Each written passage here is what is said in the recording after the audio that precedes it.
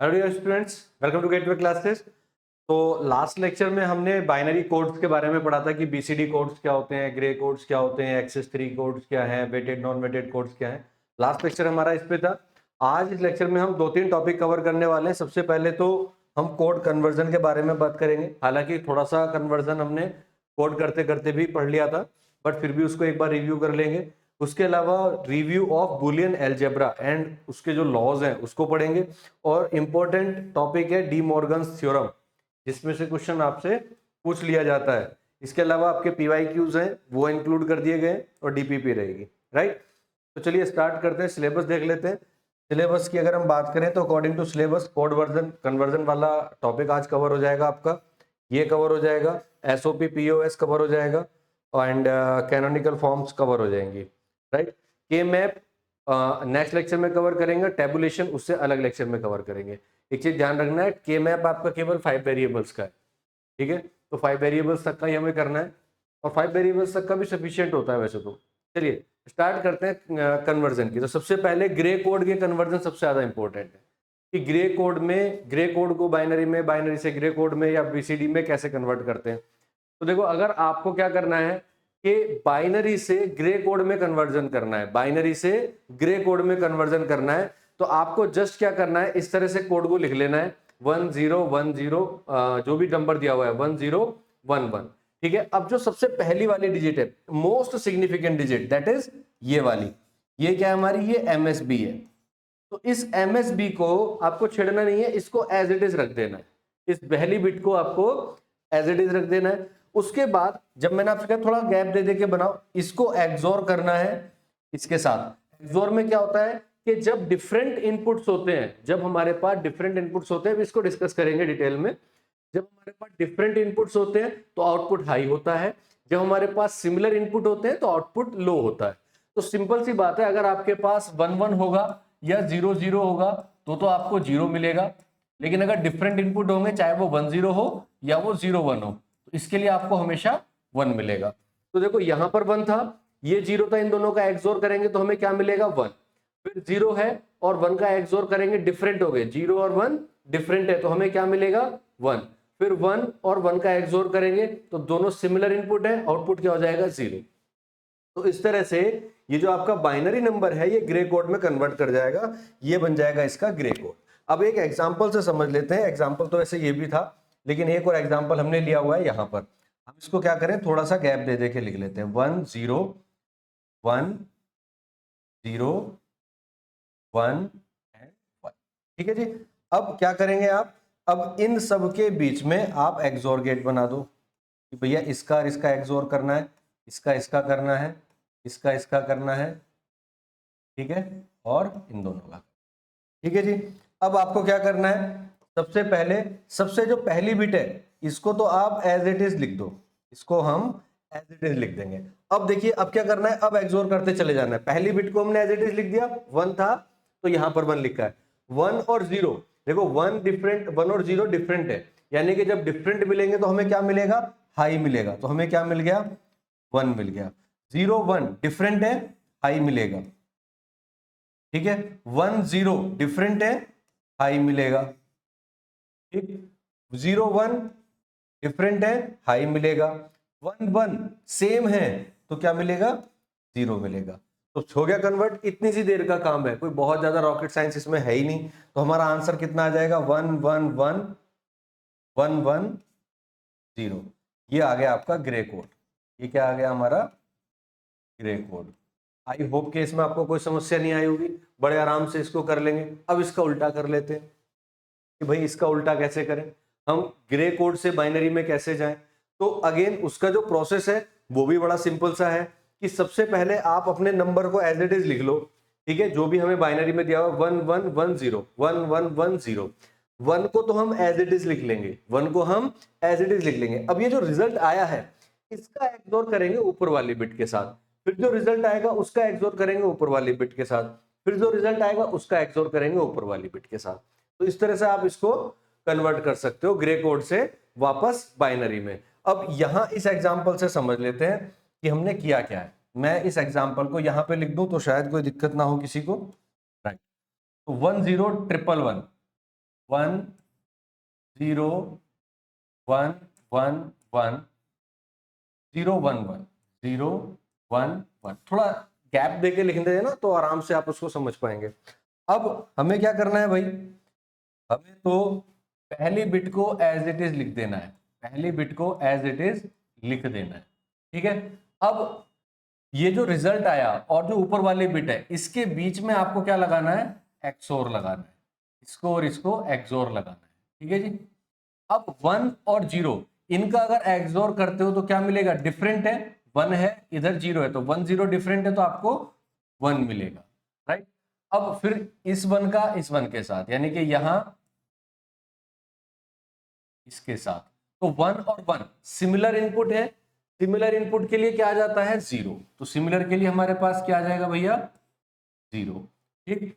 अब 1 ये 0 है और ये 1 है, तो 0 और 1 इसके लिए हम क्या ले लेंगे, तो डिफरेंट है, डिफरेंट है तो 1।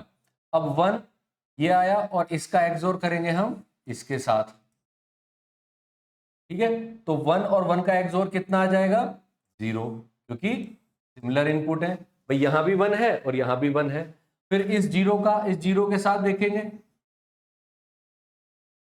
ठीक है, तो 0 और 0 सिमिलर है तो फिर से आपको कितना मिल जाएगा 0। अब ये 0 और ये 1 इसका एक्सोर देखेंगे, तो 0 और 1 अलग अलग हैं तो इसका कितना आ जाएगा 1, ठीक है। अब 1 का और इस 1 का एक्सोर देखेंगे तो 1 और 1 क्या है सिमिलर, तो सिमिलर का क्या आ जाएगा।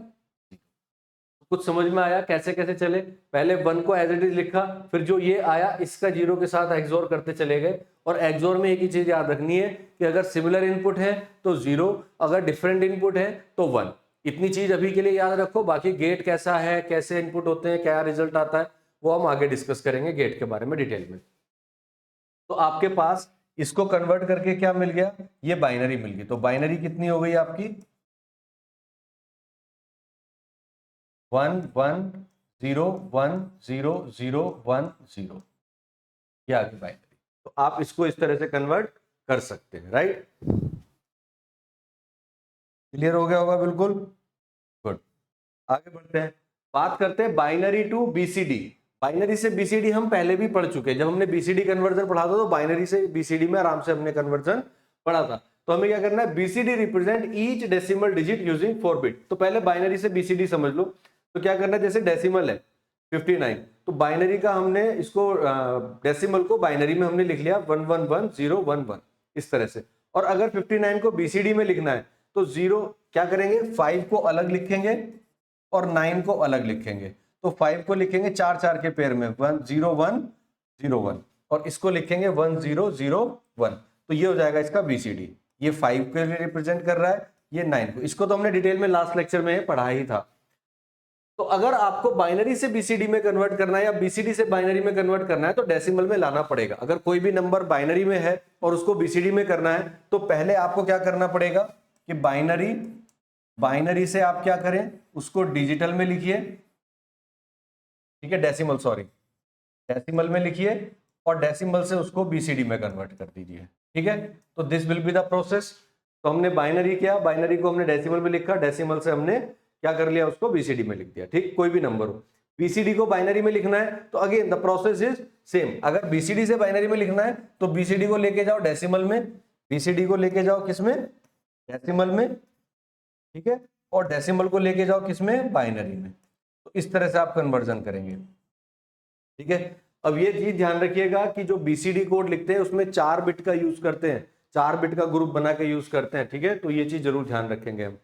इसके अलावा मेन तो आपका ग्रे कोड वाला ही था, बाकी तो सब आपने प्रोसेस में पढ़ ही लिया है। बाइनरी से एक्सेस 3 कोड में अगर जाना है, बाइनरी से एक्सेस 3 में जाना है तो एक्सेस 3 का मतलब क्या है, 3 से उसको बढ़ा दो, 3 से उसको बढ़ा दो। तो जैसे अगर आपको डेसिमल से एक्सेस 3 में जाना है 5 है, तो हमने सबसे पहले 5 को क्या लिखा कि सर इसको हम बाइनरी में कन्वर्ट कर लेते हैं। तो कितना हो जाएगा 0 1 0 1, और एक्सेस 3 के लिए मुझे क्या करना पड़ेगा, और अगर मैं इसमें प्लस 3 ऐड कर देता हूं, 3 का मतलब 0 0 1 1, ये हो गया 3, ये तो 3 होता है ना डेसिमल में। अगर मैं इसको प्लस कर दूं तो मुझे आ जाएगा 1 1 0 1 1 0 1 1 0 और ये 1।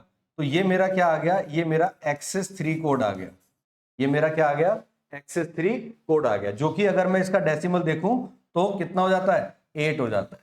कितना हो जाता है, 8 हो जाता है। तो 1000 का मतलब 8 हो गया। तो मुझे कुछ नहीं करना है, एक्सेस 3 में मुझे क्या करना है, बाइनरी में 3 ऐड कर दो या डेसिमल में 3 ऐड करके उसकी बाइनरी लिख दो, एक ही बात है।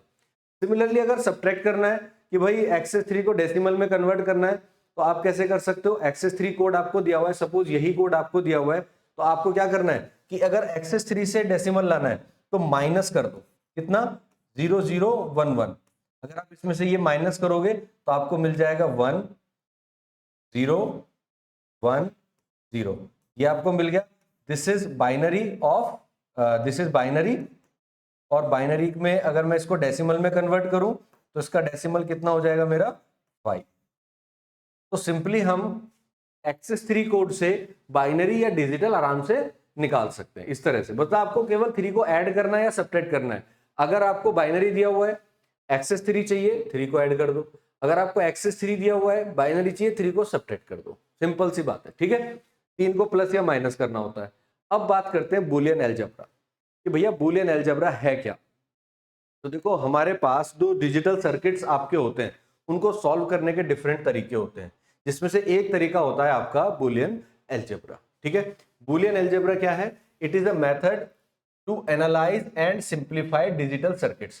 क्योंकि जो डिजिटल सर्किट्स होता है, जो सिग्नल प्रोसेस होता है, वो डिजिटली एक लॉजिक के बेस पे परफॉर्म करता है फंक्शन को, और जो फंक्शन आपका जाएगा आगे उसको कैसे हमें यूज करना है, कैसे एनालाइज करना है, कैसे उसको सिंप्लीफाई करना है, तो वो सारी चीजें आप बुलियन अलजेब्रा के थ्रू करते हो। बुलियन अलजेब्रा में हमारे पास दो ही चीज होती है, या तो लो या फिर हाई, इधर लो और हाई। इसके अलावा इसको हम लो को 0 बोल देते हैं, हाई को 1 बोल देते हैं। समटाइम्स इसको फॉल्स बोल देते हैं और इसको ट्रू भी बोल देते हैं कि भाई या तो ट्रू और फॉल्स में चलेगा, या आपका हाई और लो में चलेगा, या आपका 0 और 1 में चलेगा, ठीक है। तो इस तरह से आप इसको 2-3 नाम से बुलाते हो। अब जो बेसिक ऑपरेशन है बुलियन अलजेब्रा में वो ये होते हैं आपके लॉजिकल एडिशन, आप एडिशन करते हो, मल्टीप्लीकेशन करते हो, कॉम्प्लीमेंटेशन करते हो। एडिशन का मतलब क्या है, सिंपली आप दो लॉजिक को ऐड कर रहे हो, ऐड करके जो भी कुछ निकल के आता है। मल्टीप्लीकेशन मतलब आप उनकी मल्टीप्लाई कर रहे हो, और कॉम्प्लीमेंटेशन का मतलब होता है कि आप उसका रिवर्स कर रहे हो, उल्टा ले रहे हो। जैसे 0 का कॉम्प्लीमेंट 1 होगा, 1 का कॉम्प्लीमेंट 0 होगा, मतलब आपको उल्टा करना है। ट्रू है तो फॉल्स हो जाएगी कंडीशन, और अगर फॉल्स है तो ट्रू हो जाएगी। तो ये कॉम्प्लीमेंट होते हैं, ये दोनों चीजें एक दूसरे के कॉम्प्लीमेंट है। तो अगर मेरे पास कोई इनपुट ए है तो ए बार हो जाएगा, और ए बार है तो ए हो जाएगा। तो ये हमारी कंडीशंस होती हैं। अब उसके अलावा आपको पढ़ना है लॉज ऑफ बुलियन अलजेब्रा। ये बड़े इंपॉर्टेंट लॉज हैं। जब आप इन क्वेश्चंस को सॉल्व करेंगे तो इन लॉज की आपको अच्छे से जरूरत पड़ेगी। कौन कौन से लॉज हैं, commutative law, associative law, distributive, and law, or law, inversion law, absorption law और डी मॉर्गन्स लॉ, ठीक है। इसमें से डी मॉर्गन्स लॉ तो आपसे अलग से पूछा जाता है, इस पे क्वेश्चन आपका लास्ट ईयर भी पूछा गया था, ठीक है जी। तो एक एक करके इन लॉ के बारे में पहले थोड़ा सा पढ़ लेते हैं। और ये जो ऑपरेशंस है, ये तो हम जब जो भी सॉल्व करेंगे, जो भी क्वेश्चंस करेंगे, सब में ये ऑपरेशन हमें परफॉर्म करने ही करने हैं। तो लॉजिकल एडिशन का मतलब क्या हुआ, जैसे हमें 1 + 0 करना है तो ये क्या आ गया, ये लॉजिक एडिशन हो गया। मल्टीप्लीकेशन करना है 1.0 हो गया तो ये 0 आ जाएगा, तो ये हमारा मल्टीप्लीकेशन हो गया। कॉम्प्लीमेंटेशन का मतलब 1 से 0 या 0 से 1, ये कॉम्प्लीमेंटेशन हो जाता है। तो अब इन लॉज के बारे में पढ़ते हैं। लॉज क्या क्या हमारे, सबसे पहला लॉ है कम्यूटेटिव लॉ। कम्यूटेटिव लॉ क्या कहता है कि भाई अगर हमारे पास दो इनपुट हैं ए और बी, ठीक है, दो इनपुट हैं ए और बी, आप उनका सीक्वेंस चेंज कर सकते हो। मतलब अगर ए डॉट बी कहीं लिखा है तो आप उसको बी डॉट ए लिख सकते हो। जैसे 2 × 3 कहीं लिखा है तो आप उसको 3 × 2 लिख सकते हो, कोई फर्क थोड़ी पड़ेगा। तो ये लॉ हमारा क्या कहलाता है, मतलब आपको केवल प्लेस चेंज करना है, आगे वाली चीज को पीछे लिखना है, पीछे वाले को आगे लिखना है। अगर वो मल्टीप्लाई हो रही है तो हम उसको क्या बोल देते हैं, कम्यूटेटिव लॉ। और अगर ऐड हो रही है तो भी ये लॉ आपका वैलिड रहता है। मतलब ये कम्यूटेटिव लॉ दोनों पे वैलिड होता है, एडिशन पे भी और मल्टीप्लिकेशन पे भी। आप सीक्वेंस से फर्क नहीं पड़ता है कौन सी चीज पहले लिखी है कौन सी बाद में लिखी है, रिजल्ट सेम रहता है हमारा। दूसरा लॉ होता है एसोसिएटिव लॉ। एसोसिएटिव लॉ तब यूज होता है जब आप जो ऑर्डर है उसको चेंज कर दो और उस पर कोई फर्क ना पड़े। जैसे A dot B dot C है, अब आप चाहो तो ए को बाहर रख लो, बी डॉट सी कर दो, ठीक है। अगर आपने ए को बाहर रख लिया, या ए प्लस बी प्लस सी, आपने ए को बाहर रखा, बी प्लस सी को अलग रख दिया, तो ये एसोसिएटिव लॉ होता है, ठीक है। इसमें भी आप प्लेस को चेंज कर रहे हो तो कोई फर्क आपके सिस्टम पे नहीं पड़ रहा है। तो ये दोनों लॉ हमारे एडिशन और मल्टीप्लीकेशन दोनों पे काम करते हैं। तीसरा लॉ होता है डिस्ट्रीब्यूटिव लॉ। डिस्ट्रीब्यूटिव लॉ में ये कंबाइंड हो जाता है, मतलब ए डॉट बी प्लस सी है सपोज, तो ए को आप बी में मल्टीप्लाई कर दो प्लस ए को सी में मल्टीप्लाई कर दो, तो ये डिस्ट्रीब्यूट हो गया फंक्शन। तो ये लॉ क्या कहलाता है हमारा? डिस्ट्रीब्यूटिव लॉ, ठीक है। इस तरह से आप इसको डिस्ट्रीब्यूट कर सकते हो। अब बात आती है एंड लॉज। इनकी बहुत जरूरत आपको पड़ने वाली है कि जब हम दो वेरिएबल्स की मल्टीप्लाई करेंगे या दो वेरिएबल्स का एडिशन करेंगे तो क्या होगा।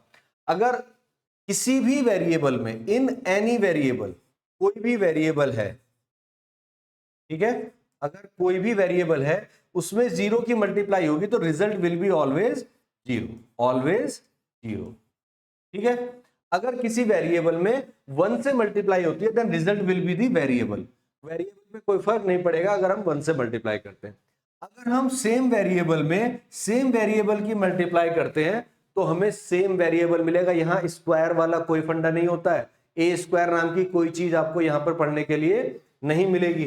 तो अगर ए के साथ ए की मल्टीप्लाई हो रही है तो आपका रिजल्ट भी ए ही रहेगा, ए स्क्वायर नहीं हो जाएगा। लेकिन अगर एक वेरिएबल ए है और उसका कॉम्प्लीमेंट है, आप उससे मल्टीप्लाई कर रहे हो, तो अगर एक सीधा है एक उल्टा है तो उसका वेरिएबल जो आएगा रिजल्ट वो हमेशा जीरो आएगा। फॉर एग्जांपल अगर आपने ए लिया, ए आपका 1 है तो ए बार का मतलब कितना हो गया? जीरो। तो 1 into zero is always zero, ठीक है। तो जब भी एक वेरिएबल और उसका कॉम्प्लीमेंट मल्टीप्लीकेशन में आते हैं then result will be zero. ये हो गया एंड लो, जिसमें हम मल्टीप्लीकेशन करते हैं। एंड का मतलब होता है मल्टीप्लीकेशन। और लो की बात करते हैं, और का मतलब होता है कि या तो ये या ये, अगर either of the input is high then output will be high. और का मतलब क्या होता है कि कोई भी एक इनपुट अगर हाई है, कोई भी एक इनपुट अगर हाई है तो आउटपुट विल बी हाई। तो यानी कि आपको केवल किसी भी एक कंडीशन में जहां जहां एक इनपुट हाई रहेगा वहां आउटपुट हाई होगा। तो मिनिमम रिक्वायरमेंट है अगर दोनों हाई है तब भी हाई मिलना है। तो अगर किसी इनपुट में किसी वेरिएबल में जीरो ऐड हो रहा है, जीरो ऐड हो रहा है तो रिजल्ट विल बी ए। अब ये अगर ए 1 है तो आउटपुट 1 हो जाएगा। अब अगर ये ए 0 है तो आउटपुट 0 हो जाएगा। लेकिन अगर किसी वेरिएबल में 1 ऐड हो रहा है तो रिजल्ट विल ऑलवेज बी 1। क्यों? अगर ये ए 0 है तो 0 प्लस 1 तो भी 1 आएगा, और अगर ये ए 1 है तो 1 प्लस 1 ये भी 1 आएगा। कोई फर्क थोड़ी पड़ रहा है। तो हमेशा अगर किसी वेरिएबल में हमने 1 को ऐड किया तो रिजल्ट विल ऑलवेज बी 1, क्योंकि ये और लॉजिक है, इधर पे काम करता है, या तो ये या ये, कोई एक इनपुट हाई होना चाहिए। दूसरा, अगर दो सेम वेरिएबल ऐड हो रहे हैं ए प्लस ए तो रिजल्ट विल बी ए। आप करके देख लो, अगर हम दोनों को 1 प्लस 1 करते हैं तो 1 आएगा, 0 प्लस 0 करते हैं तो 0 आएगा। तो अगर दोनों 0 है तो आउटपुट 0, दोनों 1 है तो आउटपुट 1। यानी कि यहां पर भी 2a नहीं करना है, 2 तो आना ही नहीं है, ना स्क्वायर में ना मल्टीप्लीकेशन में। फिर अगर एक नॉर्मल है और एक कॉम्प्लीमेंट है, उन दोनों को ऐड कर रहे हो तो हमेशा 1 आता है, तो हमेशा 1 आता है। यानी कि भाई आपने ए को अगर लेट ए इक्वल टू 1 तो ए बार इक्वल टू कितना आ जाएगा? 0। इसका कॉम्प्लीमेंट कितना आएगा? 0। तो यह आ जाएगा 1 प्लस 0 इक्वल टू 1। और अगर मैंने ए को 0 लिया तो ए बार 1 हो जाएगा। तो भैया कुछ भी कर लो, एक इनपुट तो हाई रहेगा ही ना। अगर एक इनपुट हाई है तो इन दोनों का सम हमेशा कितना आएगा? 1 आएगा। ठीक है जी। तो ये होता है हमारा और लॉ। तीसरा आ जाता है इन्वर्जन लॉ। इन्वर्जन का मतलब बेटा कि अगर किसी भी वेरिएबल का 2 बार कॉम्प्लीमेंट कर दो तो उस पर कोई फर्क नहीं पड़ता है।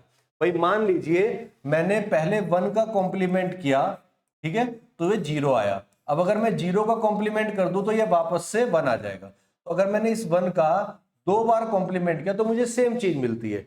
तो 2 बार कॉम्प्लीमेंट को हम कैसे दिखाते हैं कि अगर ए का मैंने 1 बार कॉम्प्लीमेंट किया, इसका कॉम्प्लीमेंट 1 बार और कर दूं तो ये सिंपली ए ही रहेगा। ये दोनों एक दूसरे को कैंसिल कर देंगे, कोई फर्क नहीं पड़ेगा। ये बात समझ में आ गई। तो किसी भी वेरिएबल का अगर हमने 2 बार कॉम्प्लीमेंट कर दिया है तो उस पर कोई फर्क नहीं पड़ता है, वो वेरिएबल सेम रहता है 2 बार कॉम्प्लीमेंट करने से, राइट। तो ये चीज आपको समझ में आ गई होगी। गुड। नेक्स्ट है आपका एब्जॉर्प्शन लॉ। एब्जॉर्प्शन लॉ का आपको बड़ा जरूरत पड़ेगी जब आप इसके एक्सप्रेशंस को सॉल्व करते हैं, राइट। जैसे a plus A B equal to A होता है, अगर a में a प्लस ए बी कर रहे हो आप तो ये हमेशा a आता है। अब आप इसको करके देख सकते हो कि सर कैसे आएगा, प्रूफ करिए। तो यहीं प्रूफ कर लेते हैं। अगर मैं a को कॉमन ले लूं तो कितना आ जाएगा, 1 प्लस बी। अब देखो किसी भी वेरिएबल में अगर 1 ऐड होता है तो किसी भी वेरिएबल में अगर 1 ऐड होता है तो वो कितना होता है, 1। अभी लिखा था हमने a प्लस 1 इक्वल टू 1, तो 1 प्लस बी भी 1 होगा, तो ये कितना हो जाएगा, इक्वल टू a, क्योंकि 1 प्लस बी तो 1 हो जाएगा, तो कितना आ गया, a। हो गया ना प्रूफ। ये चीज कितनी होती है, ये चीज कितनी होगी, 1 होगी, राइट। तो ये लॉ कहलाता है आपका एब्जॉर्प्शन लॉ, इंपॉर्टेंट है, इसका भी यूज बहुत आता है। नेक्स्ट आता है डी मॉर्गन्स थ्योरम। यह बहुत इंपॉर्टेंट है, या तो ये इसके यूज किए बगैर आपके क्वेश्चन सॉल्व नहीं होते हैं, ठीक है, तो इसलिए समझना तो मैंडेटरी है, मतलब इसके बगैर बुलियन नहीं होगा। दूसरा, ये क्वेश्चन डायरेक्ट भी पूछ लेता है, एक्सप्लेन बुलियंस लॉ, या सॉरी डी मॉर्गन्स लॉ। तो डी मॉर्गन लॉ क्या कहता है कि भाई दो दो लॉज इसने दिए थे बेसिकली, कि अगर आपके 2 वेरिएबल हैं या 3 वेरिएबल है, बेसिकली ये नंबर ऑफ वेरिएबल्स की बात ही नहीं करते। यहां पे ये है कि अगर आपके वेरिएबल्स इधर मल्टीप्लिकेशन में है या वो एडिशन में है और उसका कॉम्प्लीमेंट है, उसका कॉम्प्लीमेंट है, जैसे 2 वेरिएबल है ए डॉट बी और इनका कॉम्प्लीमेंट है, तो अगर मुझे इस कॉम्प्लीमेंट को अलग अलग करके लिखना है तो मुझे बीच में प्लस साइन लगाना पड़ेगा, ये डॉट जो है प्लस में कन्वर्ट हो जाता है अगर मुझे अलग अलग करना है। और अगर इसका उल्टा करना है, ए प्लस बी का कॉम्प्लीमेंट है और अलग अलग करना है, तो प्लस डॉट में कन्वर्ट हो जाएगा। तो बात समझे, मतलब ये तो 2 पे है, मान लीजिए मैं 3 पे करता हूं, ए बी सी, इन तीनों का कॉम्प्लीमेंट है, तो हम इसको कैसे लिख सकते हैं, तीनों का अलग अलग करना है, ए बार बी बार और सी बार। बट डिफरेंस क्या है, तीनों के बीच में पहले डॉट था, अगर मैंने अलग अलग किया तो डॉट की जगह पे प्लस आ जाएगा, तो मैं इसको ऐसे लिख सकता हूं। सिमिलरली अगर मेरे पास a प्लस बी प्लस सी का बार है और मैं इसको कॉम्प्लीमेंट को इंडिविजुअल पे लगाना चाहता हूं, तो ये क्या हो जाएगा, a bar B bar and C bar, और तीनों के बीच में क्या आ जाएगा, डॉट आ जाएगा। तो यहां एडिशन मल्टीप्लिकेशन में कन्वर्ट हो जाता है और यहां मल्टीप्लिकेशन एडिशन में कन्वर्ट हो जाता है, बस इतना सा लॉ है, ठीक है, इतना सा लॉ है और कुछ नहीं। और ये सबसे इंपॉर्टेंट है, बहुत जरूरी लॉ है, जिसके बगैर आपका काम नहीं चलने वाला। इसी पे बेसिक आइडेंटिटी है कि अगर a प्लस बी सी, यानी कि एक वेरिएबल है प्लस उसमें 2 वेरिएबल अलग ऐड हो रहे हैं, तो हम इसको a प्लस बी और a प्लस सी लिख सकते हैं। उसको हम क्या लिख सकते हैं, ये बहुत जरूरी लॉ है, आपका बहुत काम आएगा ये दोनों laws. a plus B C equal to क्या लिख सकते हैं, a प्लस बी। अब इसको कैसे भी समझ लो आप, इसको लिखा हम ऐसे लिखते हैं a प्लस बी और a प्लस सी। अब इसको प्रूव कर लेते हैं कि सर ऐसा कैसे हो गया, तो आप इसको सॉल्व करो, a प्लस बी और a प्लस सी को मल्टीप्लाई कर दो, a dot C B dot A B dot C, ये आ गया। अब देखिए a dot A, 2 similar variable को मल्टीप्लाई करोगे तो सेम आएगा a, ठीक है जी, तो ये a आ गया, a dot C B dot A B dot C, ठीक है। अब इन दोनों में से हमने क्या किया, a को कॉमन ले लिया, कॉमन लिया तो 1 प्लस सी बचा, और 1 प्लस कोई भी वेरिएबल कितना होता है, 1, तो अगेन ये क्या बचा, a, फिर आ गया B A plus B C, फिर इन दोनों में से हमने क्या किया, a को कॉमन ले लिया तो अंदर क्या बचा, 1 plus B C, again 1 plus B को हम क्या ले लेंगे, 1, तो अगर इसको 1 लेंगे तो क्या बचेगा, a प्लस बी सी। तो देख लो, इसको हम सॉल्व करके ला रहे हैं तो a प्लस बी सी आ रहा है। इसका आप जब हम सिंप्लीफाई करेंगे, जब हम इसका मिनिमाइजेशन करेंगे, बहुत यूज आएगा बेटा, ठीक है। आगे बढ़ते हैं, इसको एक बार देख लेते हैं। अब हमारे क्वेश्चन शुरू हो जाते हैं, जैसे एग्जांपल हम लिख लेते हैं, सिंप्लीफाई करिए a plus A bar B plus A B bar using Boolean algebra, ठीक है। तो हम क्या करना शुरू करेंगे कि भाई तरीके देखो अलग अलग हो सकते हैं, ठीक है, ऐसा कोई जरूरी नहीं कि आप बिल्कुल इसी तरीके से करोगे, हर किसी के सोचने का नजरिया इस पे अलग हो सकता है, तो रिजल्ट कुड बी डिफरेंट, आपके रिजल्ट्स अलग अलग आ सकते हैं, कोई बड़ी बात नहीं है। क्यों आ सकते हैं अलग, क्योंकि आप किस तरह से उसको अप्रोच ले रहे हो वो अलग हो सकती है। तो एक बंदे ने क्या किया कि सर ये है a plus A bar B plus A B bar, उसने क्या काम किया, सर b को कॉमन ले लेता हूं तो a प्लस ए बार मेरा कैंसिल हो जाएगा, ठीक है, a प्लस ए बार आ गया और ये हो जाएगा 1, ठीक है, 1 आ जाएगा तो ये आंसर आ जाएगा a प्लस बी।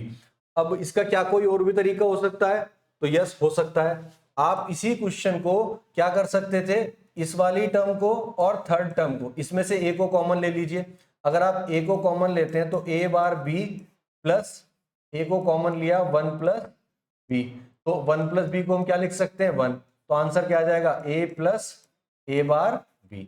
ये भी आ सकता था, तो कोई बच्चा ये भी तो करके आ सकता था, तो करके आ सकता था भाई, जितना उसको समझ में आया वो उसको कर सकता है।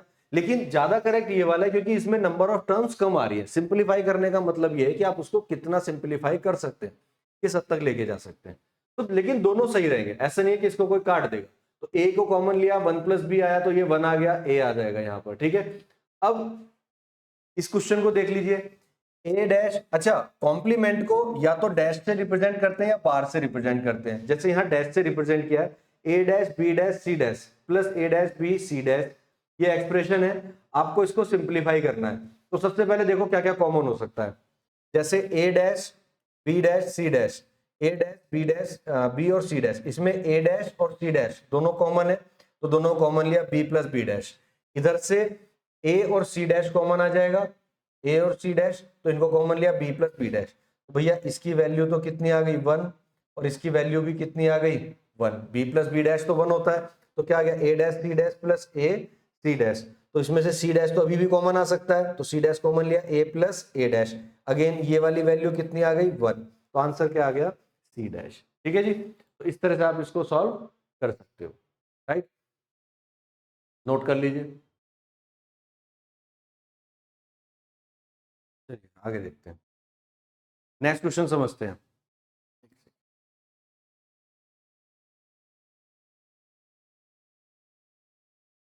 चलिए एक और क्वेश्चन देखते हैं। F equal to X Y complement Z and Y Z complement. अब आपको क्या करना है, इसको सिंप्लीफाई करना है। अब देखिए कॉमन क्या क्या ले सकते हैं, इसमें और इसमें अगर हम देखें तो एक्स कॉमन ले सकते हैं, तो और तो कोई कॉमन नहीं ले सकते, एक्स वाई नहीं ले सकते, ठीक है। तो हम क्या कर सकते हैं, पहले एक काम कर लो, इसको कंप्लीट कर लेते हैं, ठीक है। तो जैसे एक्स वाई है, हम इसमें क्या कर देते हैं, जेड को भी इंक्लूड अगर करना हो तो हम सिंपली क्या कर सकते हैं, जेड प्लस जेड कॉम्प्लीमेंट, ठीक है, जेड प्लस जेड कॉम्प्लीमेंट। उससे क्या होगा कि ये 3 वेरिएबल हो जाएंगे, फिर इसको कंपेयर करना आसान हो जाएगा। अभी हमें कोई कॉम्प्लीमेंट ऐसे नहीं मिल रहे जिसको हम कंपेयर कर लें, जिसको कॉमन ले ले और अंदर एक ही टर्म बचे, तो उससे कोई फायदा होने वाला नहीं है। तो हमने क्या किया, जेड प्लस जेड एस कर दिया, बाकी दोनों टर्म सेम है, एज इट इज रखा। अब एक्स वाई को जेड से मल्टीप्लाई किया, एक्स वाई को जेड एस से मल्टीप्लाई किया। ये प्रॉपर्टी होती है हमारी कौन सी, डिस्ट्रीब्यूटिव प्रॉपर्टी, ठीक है। यहां पर कौन सी प्रॉपर्टी लगाई हमने, डिस्ट्रीब्यूटिव प्रॉपर्टी, ठीक है, की वजह जरूरत नहीं पड़ती राइट करने की। अब इसमें और इसमें अगर हम देखें और इसमें इसमें अगर हम देखें तो यहां से ये वाली टर्म और एक्स वाई जेड एंड ये वाली टर्म, इसमें हम कंपेयर करें, एक्स जेड को कॉमन लें, वाई प्लस वाई डैश, ये 1 हो जाएगा। और अगर इन दोनों को देखें, वाई जेड डैश कॉमन ले ले तो एक्स प्लस 1 आ जाएगा। तो देखिए x plus 1 is always 1 and y plus y dash is equal to 1, तो ये भी 1 हो जाएगा, ये भी 1 हो जाएगा, बचेगा क्या, x z plus y z dash.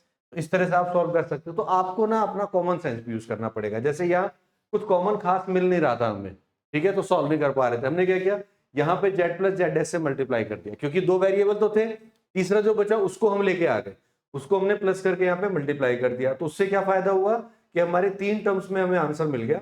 अब हम इसको सॉल्व कर पाते हैं। एक क्वेश्चन आपसे, ये वाली जो आइडेंटिटी है, ये तो आइडेंटिटी है ए प्लस बी और ए प्लस सी, ये क्या होता है, तो ए प्लस बी सी हमने पढ़ा था। अब इसको प्रूफ कैसे करना है, मल्टीप्लाई कर दो, A dot A plus A dot C plus B dot A plus B dot C, A plus A कितना हो जाएगा, A plus C B dot A B dot C, तो ये आ गया हमारे पास। अब ए कॉमन ले लिया, 1 प्लस सी, ये 1 हो जाएगा, B A plus B C, तो A plus A B plus B C, फिर से ए को कॉमन ले लो तो 1 प्लस बी आ जाएगा, 1 प्लस बी अगेन आपका 1 हो जाएगा, तो ये आ जाएगा ए प्लस बी सी। तो ये आप ध्यान रखिए भैया, ये चीज हमने प्रूव की थी, ए प्लस बी सी को हम ए प्लस बी और ए प्लस सी लिख सकते हैं। ये आइडेंटिटी में ही मैंने बताया था आपको, ये वाली आइडेंटिटी, ठीक है, ये यहाँ पे प्रूफ की हमने, पीछे भी प्रूफ कर ली, चलो 2 बार प्रूफ हो गई, कोई बात नहीं, ठीक है। अब बात करते हैं एसओपी और पीओएस। देखो नाम से क्लियर होता है, सम ध्यान से अगर आप पढ़ेंगे तो हम कह रहे हैं एसओपी मतलब सम ऑफ प्रोडक्ट, यानी कि पहले हम, और ये किसके बारे में बात चल रही है, वेरिएबल्स के बारे में बात चल रही है।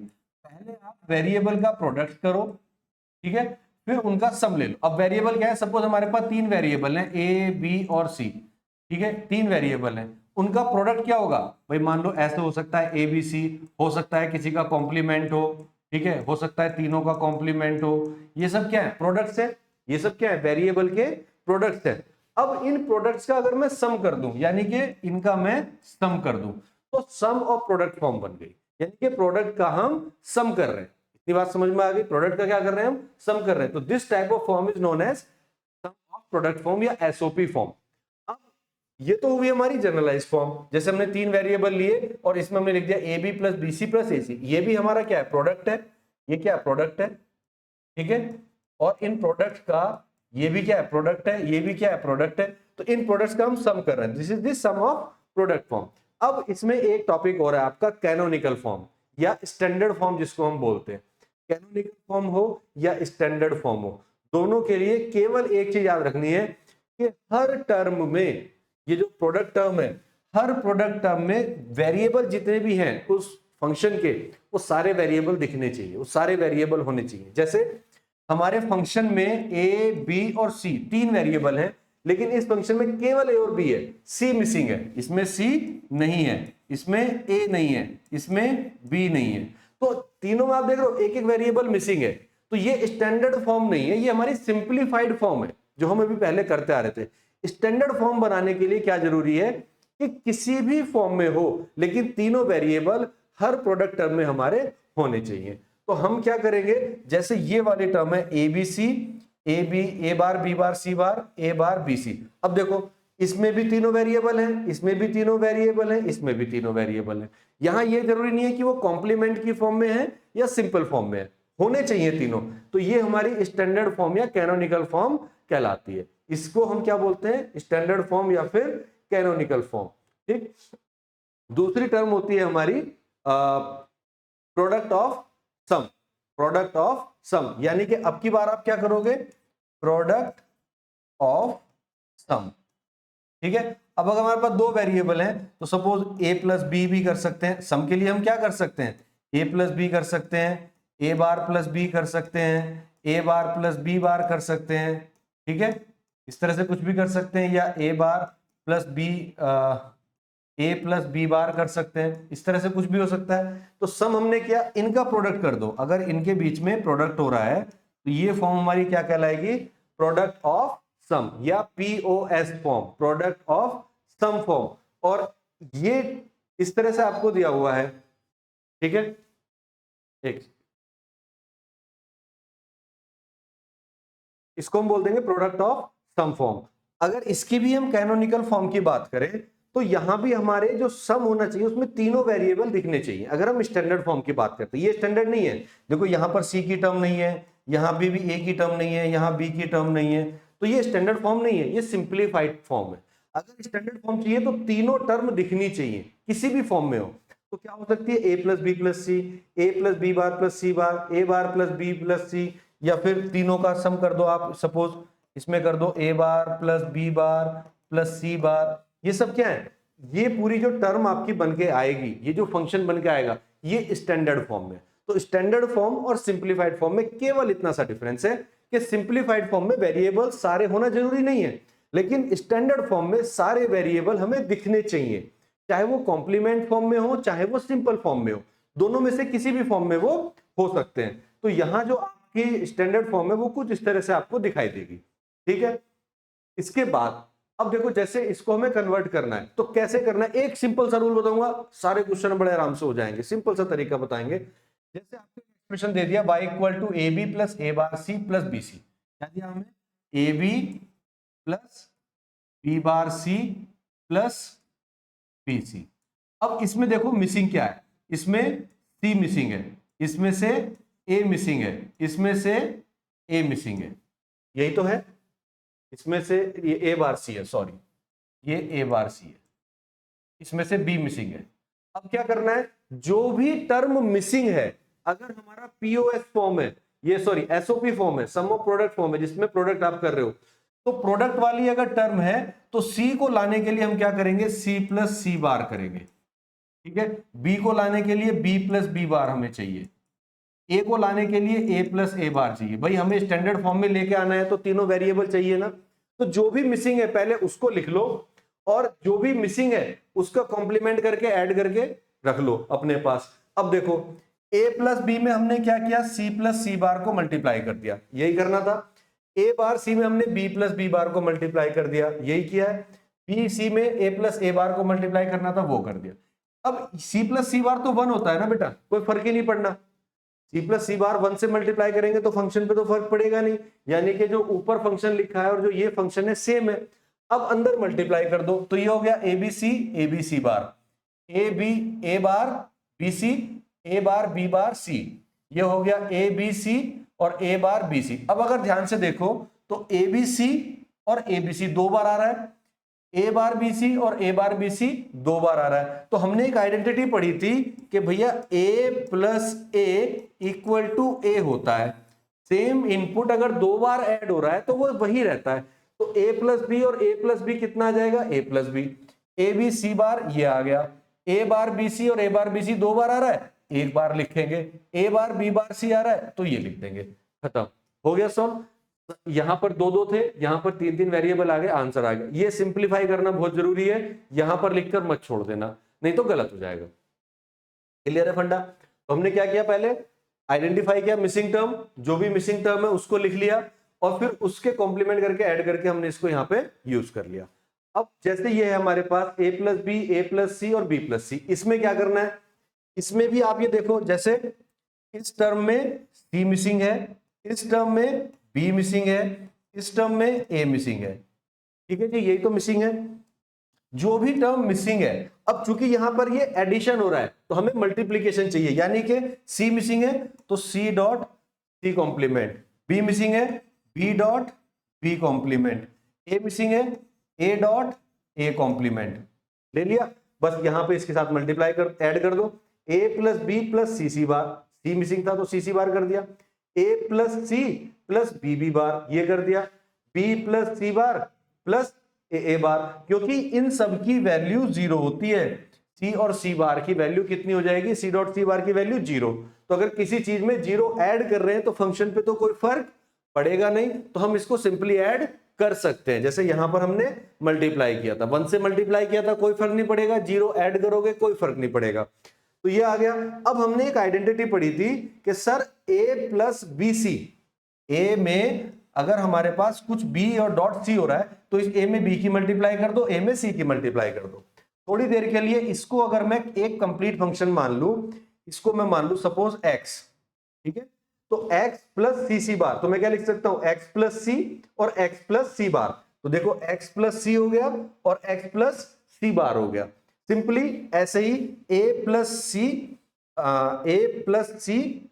प्लस बी, ठीक है, A plus C plus B bar, तो ये फंक्शन आ गया। फिर इसी तरह से ए बी सी बार, ये आ गया, ए बार बी सी, ये आ गया। तो इस पूरे को एक मान लो और इसमें ये वाली आइडेंटिटी आप अप्लाई कर दो, ए प्लस बी सी वाली, तो ये फंक्शन आ जाएगा। समझ में आ गई बात? तो हमने क्या किया, अगर हमारी पीओएस फॉर्म है तो हमने सी सी बार से मल्टीप्लाई किया, एसओपी है तो सी प्लस सी बार से एम मल्टीप्लाई किया। केवल इतनी चीज ध्यान रखनी, जो मिसिंग है पहले उसको पकड़ लो, जो मिसिंग है पहले उसको पकड़ लो, और अगर मल्टीप्लाई वाली फॉर्म है तो ऐड करके मल्टीप्लाई कर दो, और अगर ऐड वाली फॉर्म है तो उसमें मल्टीप्लाई करके ऐड कर दो। इतना सा काम करना है। आई होप कि आपको समझ में ये चीज आ गई होगी, इसमें कोई दिक्कत नहीं आनी चाहिए। अब इतना करने के बाद आप चेक करो कौन कौन सी टर्म सिमिलर है। तो देखो जैसे ए प्लस बी प्लस सी यहां भी आ रहा है और यहां भी आ रहा है, तो एक बार लिख लो, एक टर्म को काट दो या फिर यूज ही मत करो। ए प्लस बी प्लस सी बार यहां भी आ रहा है और यहां भी आ रहा है, तो एक ही टर्म को लिखो, इसको हटा दो।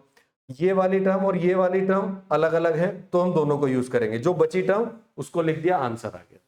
तो सिंपल है, आराम से कर लेंगे। अब इसके बाद आती है मिन टर्म और मैक्स टर्म। तो जो आपने एसओपी और पीओएस पढ़ा है ना, वही है, और कुछ नया नहीं है। A product term which contain all the function variable, यानी कि जब आप एसओपी में कन्वर्ट करते हो, तो एसओपी में जैसे ही हमने कन्वर्ट किया, ये हमारी एसओपी है, तो ये जो है ना, ये इन सबको हम एक जनरल नाम दे देते हैं, क्या, मिन टर्म। इन सबको हम क्या नाम दे देते हैं, मिन टर्म। तो पहले एसओपी में कन्वर्ट करना है और एसओपी की हर प्रोडक्ट फॉर्म, एसओपी की हर प्रोडक्ट टर्म, ये क्या कहलाएगी अपने आप में? Min term. इसको हम क्या नाम दे देंगे? Min term. ठीक है। और जो ये पीओएस की फॉर्म आती है, पीओएस में ये वाली जो टर्म आएंगी, इनको हम क्या नाम दे देंगे? Simply max term. इनको हम नाम दे देंगे मैक्स टर्म। तो जितनी भी एडिशन वाली टर्म है, इसको हम नाम क्या दे देंगे? Max term. तो आई होप कि ये चीज समझ में आ गई होगी। अब देखो, मिन टर्म क्या है? Product term which contain all the function variable. वो तो एसओपी से आएगा ही। अगर आप कैनोनिकल फॉर्म लिख रहे हो, स्टैंडर्ड फॉर्म लिख रहे हो, तो स्टैंडर्ड फॉर्म में तो वो आएंगे तीनों function. Either in complemented form or in uncomplemented form is called minterm. तो एसओपी की जो प्रोडक्ट टर्म है, जिसमें आपका एबीसी या कोई भी इस तरह की टर्म आ रही है, वो सब हमारी क्या कहलाती हैं? मिन टर्म्स कहलाती हैं। जो एडिटिव टर्म्स है, जो ऐड होके आ रही है, each individual term in the standard SOP form is called min term. Max term में पीओएस वाली फॉर्म ले लो। पीओएस की हर टर्म को हम मैक्स टर्म बोलते हैं। पीओएस की हर टर्म को मैक्स टर्म बोलते हैं। सिंपल सा फंडा है। मान लीजिए दो वेरिएबल है ए बी, तो नंबर ऑफ मैक्स टर्म और मिन टर्म कितनी हो सकती है? 2 की पावर n। n क्या है? वेरिएबल। अगर दो वेरिएबल है ए और बी, तो 2 की पावर n यानी कि 2 की पावर 2, 4 वेरिएबल हो सकते हैं। भाई चार ही कॉम्बिनेशन तो बनाओगे ना। दो वेरिएबल है तो 0 1 1 0 1 1 0 1 1 0, यही कॉम्बिनेशन बनेंगे। तो वो चार कॉम्बिनेशन ही बन सकते हैं। तो 2 की पावर n इतने ही मिन टर्म्स या मैक्स टर्म हो सकती है, इससे ज्यादा नहीं हो सकती।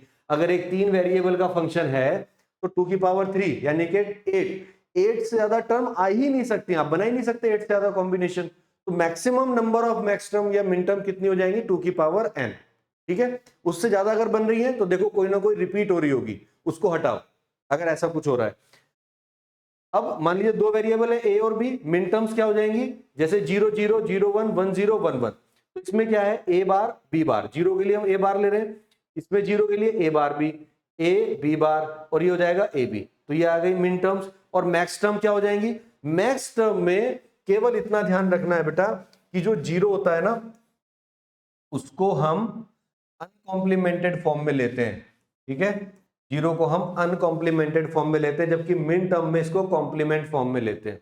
ये आपको याद रखना पड़ेगा। इसका रीजन है कि जब आप एंड ऑपरेशन करते हो, तो आपको अगर 1 चाहिए तो आप क्या करोगे? 0 0 में सपोज आपको 1 चाहिए, तो कोई एक तो 1 होना चाहिए। नहीं, इसको हम अलग रहने देते हैं, कंफ्यूज हो जाओगे आप नहीं तो। ठीक है। यहां पे केवल इतना ध्यान रखो फिलहाल, जो सफिशिएंट है, कि 0 0 को हम क्या कर सकते हैं?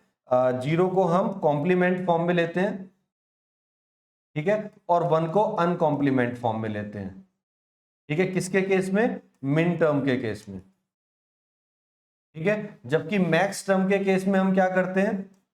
0 को अनकॉम्प्लीमेंटेड फॉर्म में लेते हैं और 1 को कॉम्प्लीमेंटेड फॉर्म में लेते हैं। बस ये ध्यान रखना। तो यहां पर देखो 0 0 है तो a प्लस बी, 0 1 है तो a प्लस बी बार, 1 0 है तो ये हो गया a बार, तो a बार प्लस बी, और दोनों 1 है तो a bar plus B bar. इस तरह से आप इसको याद रख लेंगे। मिन टर्म और मैक्स टर्म हो जाएंगे। अब बात करते हैं लॉजिक गेट्स की। तो लॉजिक गेट आपने पहले भी पढ़े हैं। ठीक है। कौन कौन से गेट होते हैं? कैटेगरी अगर हम बनाए तो 3 कैटेगरी होती है लॉजिक गेट्स की। चलो यहां लिखे हुए पहले से। हमारे पास बेसिक गेट्स, यूनिवर्सल गेट और special purpose gate. Basic gate कौन से होते हैं? जो फंडामेंटल गेट्स हैं। इसको हम क्या बोल सकते हैं? फंडामेंटल गेट्स भी बोल सकते हैं। ठीक है। बेसिक गेट्स, बेसिक गेट होते हैं सिंपली एंड और नॉट ऑपरेशन। ठीक है। एंड और नॉट ऑपरेशन। अच्छा, ये जो लॉजिक गेट्स है ना, ये नींव है आपकी किसी भी प्रोग्रामिंग लैंग्वेज की।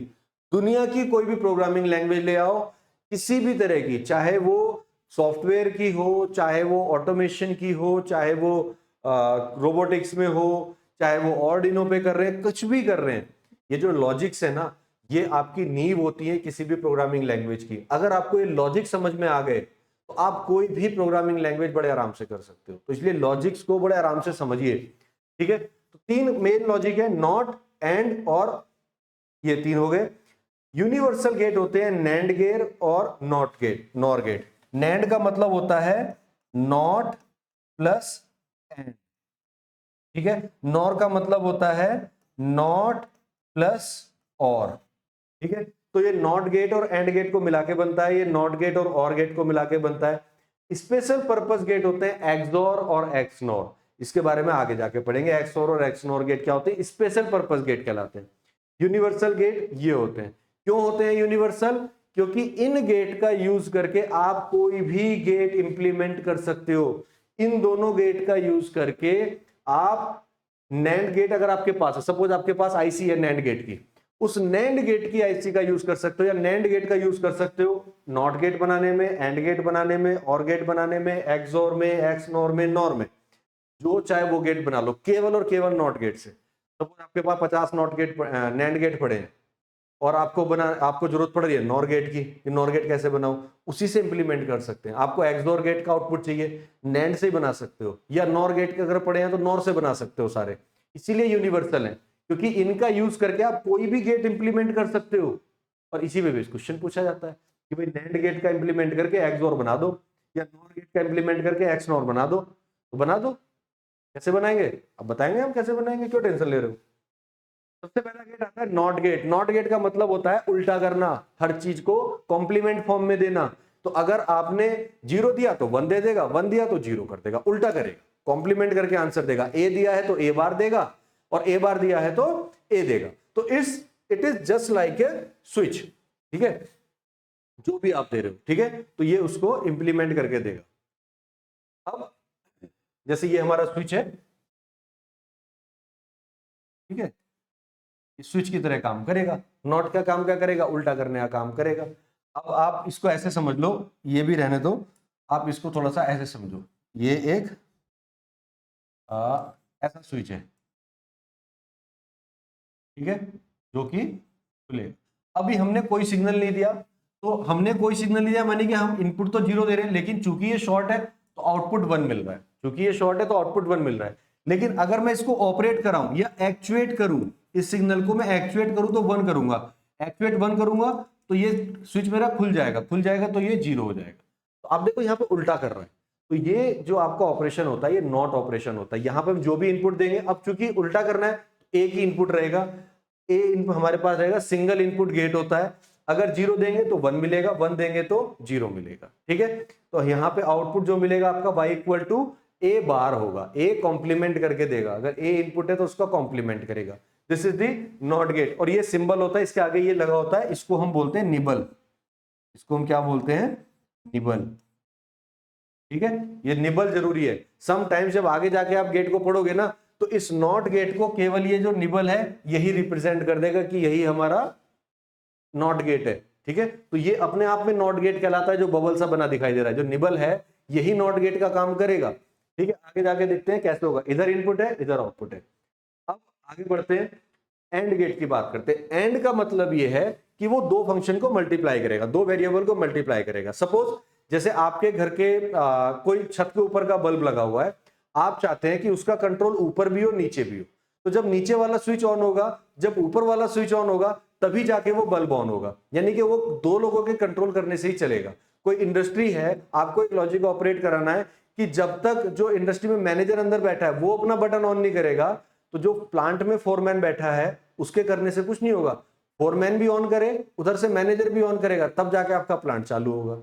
तो ये आपका एंड ऑपरेशन होता है, जहां पे दोनों इनपुट होने कंपलसरी होते हैं। तो इसको मैं कैसे इंप्लीमेंट कर सकता हूं कि सपोज मेरा एक स्विच ये है और एक स्विच ये है। अगर मैं दो स्विच को सीरीज में लगा दूं तो क्या होगा, या सपोज ये ए हो गया, ये बी हो गया। जैसे मैं इस ए को ऑपरेट करूंगा तो ये 1 होगा, जब मैं इसको ऑपरेट करूंगा तो ये 1 होगा। जब दोनों एक साथ ऑपरेट होंगे तभी तो जाके ना मुझे यहां आउटपुट मिलेगा, अभी तो आउटपुट मिलेगा ना। ये अगर आपने यहां से इनपुट सिग्नल आ रहा है, ठीक है, मान लो यहां पर मेरी कोई बैटरी लगी हुई थी, ठीक है। अब इस बैटरी से करंट जा रही थी। अब ये करंट यहां आने के बाद अगर हमने स्विच को ऑपरेट कराया तो इस करंट यहां तक पहुंचेगी, लेकिन यहां से आगे तो नहीं जाएगी। तो अगर करंट को आउटपुट तक पहुंचाना है तो दोनों स्विच को एक साथ ऑन करना पड़ेगा। यानी कि एंड ऑपरेशन तब काम करता है जब दोनों इनपुट हाई होते हैं। When both inputs are high, output will be high only in that case. If any input is low, कोई सा भी इनपुट अगर लो है या फॉल्स है तो आउटपुट फॉल्स ही आना है, आउटपुट लो आना है। अगर एक भी लो है, दोनों का हाई होना जरूरी है, तो एंड ऑपरेशन क्या करता है, ए और बी का मल्टीप्लाई करता है। ए और बी है तो 0 0 0 1 1 0 1 1, चारों कॉम्बिनेशन हमने ले लिए। इसमें दोनों लो हैं तो लो आएगा, एक लो है लो आ जाएगा, 1 0 0 आ जाएगा। जब दोनों हाई हैं तभी आपको आउटपुट हाई मिलेगा, यानी कि 1.1 कितना आ जाएगा, 1 आ जाएगा। तो जब दोनों इनपुट हाई होते हैं, when both inputs are high, ठीक है, तभी आपको आउटपुट मिलेगा, अदरवाइज आउटपुट नहीं मिलेगा। अगर एक भी इनपुट लो हो गया तो आउटपुट आपका लो ही रहेगा, राइट। नेक्स्ट है और गेट। और गेट में क्या होता है कि इसका उल्टा, और गेट में इसका उल्टा, या तो ये मिल जाए या मिल जाए, यानी कि अगर दोनों में से कोई भी एक हाई मिल जाए तो भी आउटपुट मिल जाएगा। और गेट का मतलब क्या है कि अगर या तो ये इनपुट हाई हो जाए या ये वाला हाई हो जाए, कोई सा भी एक हाई हो जाए, तो अगर मुझे आउटपुट चाहिए तो मैं एक स्विच को ऐसे लगा सकता हूं और एक स्विच को ऐसे लगा सकता हूं, ठीक है। और यहां पे मैंने सपोज अपना कोई भी फंक्शन लगा दिया और यहां से मेरी करंट आ रही है, तो अगर इधर वाला स्विच ऑन हुआ तो करंट मेरी ऐसे चली जाएगी, इधर वाला ऑन हुआ तो करंट हमारी ऐसे चली जाएगी। तो दोनों में से चाहे ए को हाई कर दो चाहे बी को हाई कर दो, मोटर तो मेरी ऑन हो ही जानी है। तो ये लॉजिक होते हैं बेटा, जब आप आगे जाके प्रोग्रामिंग लैंग्वेज पढ़ोगे तो वहां अप्लाई करने पड़ेंगे ये लॉजिक। कि और लॉजिक का मतलब क्या है कि या तो ये हाई हो जाए या ये हाई हो जाए, कोई सा भी एक हाई हो जाए मेरा काम हो जाएगा। तो यहां पर अगर कोई भी एक इनपुट हाई है तो आउटपुट हाई होगा, जब तभी लो होगा जब दोनों लो होंगे। तो यहां पे देखिए ए और बी अगर जब दोनों लो है तो मेरा आउटपुट लो है, यानी कि 0 है। अब देखो 0 + 1 1, 1 + 0 1, 1 + 1 1, तो मेरा जनरल एक्सप्रेशन क्या हुआ, y = a + b, y = a + b is my general expression, ठीक है। तो ये इससे मिलेगा, जब दोनों लो है तभी लो है, अदरवाइज तीनों में हाई है, क्योंकि कहीं ना कहीं हमको हाई इनपुट मिल रहा है। ये चीज समझ में आ गई, वेरी गुड। अब आते बेसिक गेट में नैंड गेट, इसके बाद आता है universal gate. Universal gate, NAND gate क्या होता है, नैंड गेट होता है नॉट प्लस एंड गेट। तो पहले एंड गेट बना दो, ठीक है, और फिर नॉट गेट बना दो, इन दोनों को मिला दो, तो ये हमारा नॉट गेट बन जाएगा। मैंने क्या बताया था कि नॉट गेट को सिंपल एक निबल से रिप्रेजेंट कर सकते हैं, तो एंड गेट के आगे मैंने वो निबल लगा दिया, ये निबल लगाते ये मेरा गेट नैंड गेट का सिंबल बन गया, यानी कि एंड गेट का बनाया और फिर निबल बना दिया। तो ये a + b अगर आप करते हो तो क्या करेगा, पहले एंड ऑपरेशन करेगा फिर नॉट ऑपरेशन करेगा, पहले एंड ऑपरेशन करेगा फिर नॉट करेगा। ध्यान रखना है, पहले नॉट नहीं करेगा, तो पहले एंड करा, एंड का मतलब क्या है, ए और बी गए थे तो पहले एंड किया तो a डॉट बी हो गए, फिर उसने क्या किया, नॉट के पास पहुंचा, नॉट ने उसका कॉम्प्लीमेंट कर दिया, तो a डॉट बी का कॉम्प्लीमेंट। डी मॉर्गन थ्योरम क्या कहती है कि जी कॉम्प्लीमेंट को हटाओ, डॉट की जगह प्लस ले आओ, इंडिविजुअल अगर करना है तो a बार + b बार मैं ऐसे भी लिख सकता हूं। तो यहां पर अगर मैंने a लिया है और ये मेरा b है, तो देखो 0 0 0 1 1 0 1 1, तो अगर 0 0 दे रहा हूं तो क्या करेगा, यहां पर पहले उनका मल्टीप्लाई करेगा, यानी कि 0.0 0 रहेगा और 0 का उल्टा कितना हो जाएगा, 1 हो जाएगा। या ऐसा समझ लो कि यहां पर अगर मैं कर दूं एक,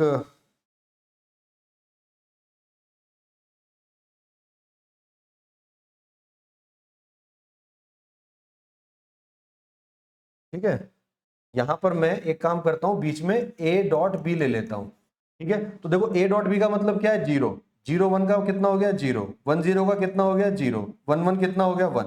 तो ये एंड गेट का आउटपुट है ना। और नॉट क्या करेगा, इन सब का उल्टा कर देगा, तो 0 का 1 कर देगा, यहाँ 0 का 1 करेगा, यहाँ 0 का 1 और 1 का 0।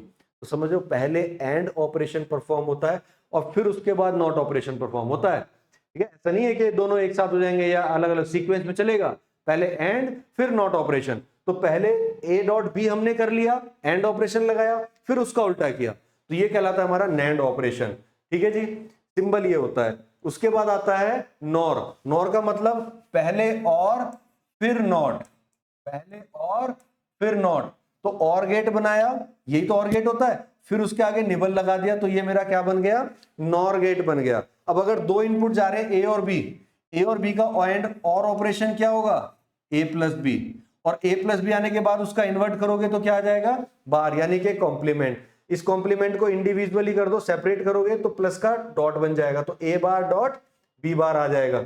ये आ जाएगा मेरा नॉर गेट का आउटपुट, ये इसका सिंबल है, ठीक है। अब अगर इसको आप करना चाहते हो तो देखो फिर से समझ लो,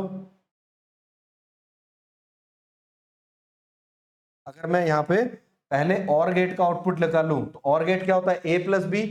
यहां पर भी क्या होगा, ए प्लस बी, तो 0 प्लस 0 0, 0 प्लस 1 1, 1 प्लस 0 1, 1 प्लस 1 1।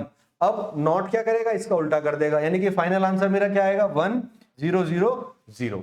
तो यहां पर ये इसका उल्टा कर दे रहा है, यानी कि पहले और ऑपरेशन परफॉर्म हुआ फिर नॉट ऑपरेशन परफॉर्म होगा। तो ये चीज ध्यान रखेंगे कि नैंड गेट हो या नॉर गेट हो, पहले वो एंड या फिर और ऑपरेशन परफॉर्म करता है, उसके बाद नॉट ऑपरेशन परफॉर्म करेगा। नॉट का मतलब कॉम्प्लीमेंट करेगा। तो ये आपकी ट्रुथ टेबल होती है, इसमें ये बनाने की जरूरत नहीं है, ये तो मैंने आपको समझाने के लिए बनाया, आप चाहो तो इसको इग्नोर कर सकते हो, राइट। नॉर गेट हो गया। इसके बाद आता है एक्सओर गेट। ये स्पेशल पर्पस गेट है, तो कुछ इस तरह से बनाते हैं। एक्सओर गेट में क्या होता है कि अगर आपके सिमिलर इनपुट है, अगर सिमिलर इनपुट है तो आपका आउटपुट लो रहेगा, जब आपके डिफरेंट इनपुट होंगे तभी वो हाई होगा। डिफरेंट इनपुट होंगे मतलब अगर ए 0 है और बी 1 है तो ये 1 होगा, लेकिन अगर ये 0 है, ये 0 है, तो ये 0 रहेगा। अगर ये 1 है, ये भी 1 है, तो भी ये 0 रहेगा। ठीक है, तो सिमिलर इनपुट पे ये 0 होता है और डिफरेंट इनपुट पे ये हाई होता है। तो 0 0 पे 0 है और 1 1 पे 0 है, जब भी दोनों डिफरेंट इनपुट मिल रहे हैं ये हाई हो जा रहा है, तो ये कहलाता है हमारा एक्सओर गेट। बात समझ में आई। डिफरेंट इनपुट होंगे तो ये हाई होगा, सिमिलर होंगे तो लो होगा। और इसका उल्टा कर दो, अगर सिमिलर पे हाई हो जाए और डिफरेंट पे लो हो जाए तो वो बन जाता है एक्स नॉर। उसको हम क्या बोलते हैं, एक्स नॉर। एक्सओर का सिंबल होता है ये गोला बना के प्लस, ठीक है, और एक्स नॉर में गोला बना के डॉट। ठीक है, इसमें क्या होगा, सिमिलर पे हाई होगा और डिफरेंट इनपुट पे लो हो जाएगा, तो ये कहलाता है हमारा एक्स नॉर। तो जब दोनों इनपुट सेम होंगे तो हाई होगा, जब दोनों इनपुट डिफरेंट होंगे तो वो लो होगा। इतना सा ध्यान रखना है, आपके गेट कंप्लीट। अब आ जाता है इंप्लीमेंटेशन, कि एक गेट की हेल्प से दूसरा कैसे बना सकते हैं। जैसे यूनिवर्सल गेट की बात करें, वो तो मैंने आपको सारी चीजें बताई थी कि user can build any logic gate with the help of NAND gate or NOR gate. NAND gate, NOR gate are economical and easier to fabricate as compare to basic gate. सारी आईसी में use करते हैं, ठीक है, तो ये तो benefits हैं, ठीक है, इसमें हम ज्यादा टाइम नहीं लगाएंगे, डिस्कस कर चुके हैं। अब बात करते हैं यूनिवर्सल गेट की प्रॉपर्टी।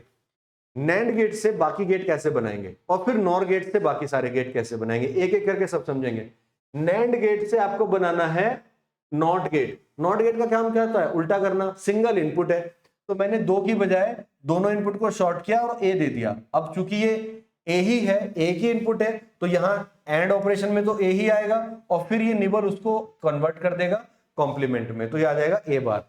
यानी कि नॉट गेट में अगर मैं एक ही इनपुट देता हूं तो वो नॉट गेट की तरह ही काम करता है, लेकिन बनाना ऐसे ही है। पहला हो गया AND gate using NAND gate. अब एंड गेट क्या होता है कि मुझे ए डॉट बी चाहिए, मुझको क्या चाहिए, ए डॉट बी चाहिए। नैंड गेट में अगर मैं 2 इनपुट देता हूं तो वो मुझे देगा, पहले डॉट करेगा फिर बार कर देगा। अगर मैं इसको एक बार और कॉम्प्लीमेंट कर दूं तो इन्वर्जन लॉ लग जाएगा, जो हमने पढ़े थे। एक कॉम्प्लीमेंट दूसरे वाले को कैंसिल कर सकता है, नहीं किसी भी चीज का 2 बार कॉम्प्लीमेंट कर दो तो वो खत्म हो जाता है, नॉर्मल आ जाता है। तो अगर मैंने ए डॉट बी का एक बार कॉम्प्लीमेंट किया और फिर इसी इनपुट को दूसरे नैंड गेट से पास कराया तो 2 बार कॉम्प्लीमेंट हो गया। अब ये दोनों कॉम्प्लीमेंट ने एक दूसरे को कैंसिल कर दिया, मुझे ए डॉट बी मिला और यही मुझे चाहिए था मेरे एंड ऑपरेशन के लिए। तो जब मैं 2 गेट को सीरीज में लगाता हूं नैंड को, तो मुझे एंड ऑपरेशन मिल जाता है। और के लिए आ जाओ, और में मैंने क्या किया कि दोनों और चाहिए तो मैंने 2 गेट यूज करे ऐसे, ए दिया और बी दिया, तो यहां से इसने ए को ए बार कर दिया, बी को बी बार कर दिया, दोनों को इन्वर्ट करके मैंने दिया सीधे अपने नैंड गेट में। अब ये क्या करेगा, ए बार और इसको दोनों को मल्टीप्लाई करेगा, पहले एंड ऑपरेशन करेगा, उसके बाद इन दोनों का इन्वर्ट करेगा, तो ए बार डॉट बी बार का कॉम्प्लीमेंट ये आ जाएगा। अब अगर इसमें डी मॉर्गन लगाऊं, इसको मैं तोड़ना चाहूं तो क्या करूंगा, डॉट का प्लस कर दूंगा, तो ए डबल बार, क्योंकि एक तो पहले से था, एक ऊपर से टूट का आ गया, प्लस बी डबल बार। तो देखिए डबल बार तो एक दूसरे को कैंसिल कर देते हैं, ये भी कैंसिल कर देगा, बचेगा क्या, ए प्लस बी। और यही तो आउटपुट होता है और गेट का। और गेट का आउटपुट क्या होता है, ए प्लस बी ही होता है, तो वो आप कर लेंगे। NOR gate using NAND gate, ये आपका लास्ट ईयर पूछा गया था कि इंप्लीमेंट करिए नैंड गेट को using NOR gate, sorry NOR gate implement करो यूजिंग नैंड गेट। तो यहां क्या करना है, इसी वाले को, हमारा क्या होता है नॉर गेट का आउटपुट होता है ए प्लस बी का बार। ए प्लस बी तो यहां तक आ ही गया ना, एक और नैंड गेट लगा दो, ये ए प्लस बी का भी उल्टा कर देगा।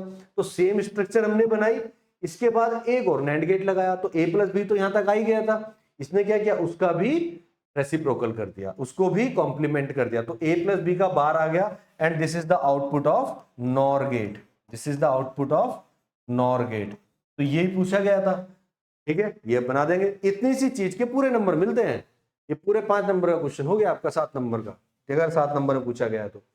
एक्सोर आते हैं, इसका थोड़ा सा याद कर लेना, ये कॉन्फ़िगरेशन कैसे कि 2 नैंड गेट हमने लगाए, एक नैंड गेट यहां लगाया, तो पहले इसको हमने इनपुट ए पास किया, इसको बी पास किया, और एक बीच में लगाया कॉम्प्लीमेंट करने के लिए।